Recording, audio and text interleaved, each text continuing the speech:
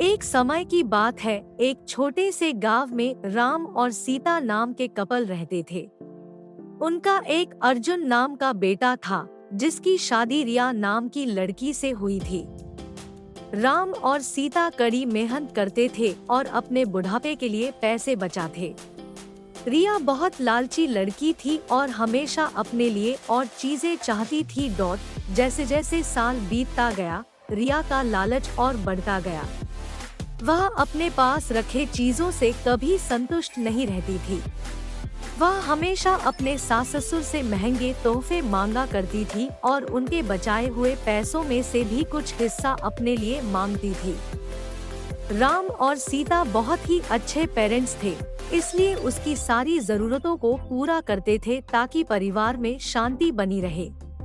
वह अपने पति अर्जुन के ऊपर भी दबाव डालती थी कि वह अपने माँ बाप से पैसे और संपत्ति मांगे। वह बहुत ज्यादा संपत्ति इकट्ठा करना चाहती थी, बिना किसी मेहनत के। एक दिन राम और सीता ने यह फैसला लिया कि वह रिया को सबक सिखाएंगे। वह उसे बुलाते हैं और बोलते हैं कि बेटा, हमें तुमसे कुछ जरूरी बातें करनी है। हमने यह फैसला लिया है कि हम अपनी जायदाद का कुछ हिस्सा अपने बच्चों में बांटेंगे और उसका कुछ हिस्सा तुम्हें भी देना चाहते हैं। रिया खुशी से झूम उठती है, क्योंकि वह हमेशा से यही चाहती थी। लेकिन राम और सीता के मन में कुछ और ही चल रहा था। उन्होंने एक पत्थरों से भरा हुआ बैग उसे दे दिया और बोला, बेटी, यह तुम्हारे हिस्से की संपत्ति है। रिया उस बैग को देखकर गुस्सा हो गई। उसने उस पत्थर से भरे हुए बैग को जमीन पर फेंका और जोर से चिल्लाते हुए बोली कि मेरी मजाक उड़ाने की तुम्हारी हिम्मत कैसे हुई? मुझे पैसे चाहिए, ये पत्थर नहीं। राम और सीता ने शांत तरीके से उसे समझाया और बोले, रिया, सच्ची संपत्ति सिर्फ पैसे और चीजों के बारे में नहीं है। यह प्यार, दया और जो कुछ भी तुम्हारे पास है, उसके लिए आभारी होने के बारे में है। हमने हमेशा तुमसे प्यार किया है और तुम्हारी देखभाल की है, और यह पैसों से भी अधिक कीमती है।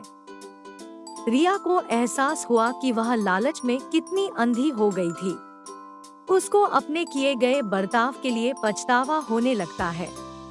उसने अपने सास और ससुर से माफी मांगी और अपने तरीके बदलने का वादा किया। उस दिन के बाद से उसमें बदलाव आया और वह एक अच्छी बहू बन गई। रिया के बदलाव की बात पूरे गांव में फैल गई और सभी ने एक बेहतर इंसान बनने के लिए उसकी प्रशंसा की। रिया अपने परिवार का ख्याल रखते हुए और उनके बीच मिले प्यार के लिए आभारी होकर हमेशा खुश रहने लगी। सच्चा धन प्यार, दया और जो हमारे पास है उसके लिए आभारी होने से आता है, न कि हमेशा और अधिक चीजों की चाह रखने से।